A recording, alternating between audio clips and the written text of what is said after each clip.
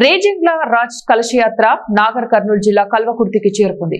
యాదవ్ కుల సంఘాలు స్వాగతం పలికాయి. ఈ కార్యక్రమానికి ముఖ్య అతిథిగా కల్వకుర్తి మాజీ ఎమ్మెల్యే జైపాల్ యాదవ్ పాల్గొన్నారు. రేజింగ్ల రాజ్ కలశయాత్ర గురించి మాట్లాడుతూ అఖిల భారత యాదవ్ మహాసభ ఆధ్వర్యంలో రేజింగ్ల రాజ్ కలశయాత్ర ఏప్రిల్ 13, 2025న బీహార్ రాష్ట్రంలోని సరన్ జిల్లాలో ప్రారంభమైందన్నారు. ఈ యాత్ర ముఖ్య ఉద్దేశం 1962లో భారత్ చైనా యుద్ధంలో వీరమరణం పొందిన 114 మంది యాదవ శౌర్య యోధులను స్మరించడమేనన్నారు. 14 మంది ఆ 4000 మందిని ఎదుర్కొని వారి 4000 మందిలో సుమారు 2000 మందిని హతమార్చి 114 మంది వీర మరణం పొందినటువంటి విషయాన్ని ఈ సందర్భంగా తెలియజేస్తా ఉన్నాను.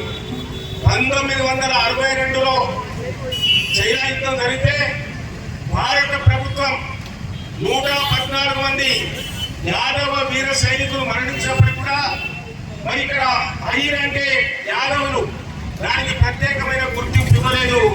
అదేవిధంగా ఈ కలశం గురించి కూడా చనిపోయినటువంటి వారి ఎముకలు మొత్తం కూడా కలశ రూపంలో భారతదేశ వ్యాప్తంగా పర్యటిస్తూ చివరకు ఢిల్లీలో ఉన్నటువంటి జంతర్ మంతర్ దగ్గర ఈ యాత్ర ముగింపు కొరకు పెద్ద ఎత్తున సన్నాహాలు చేయడం జరిగిన విషయాన్ని ఈ సందర్భంగా నేను తెలియజేస్తా ఉన్నాను.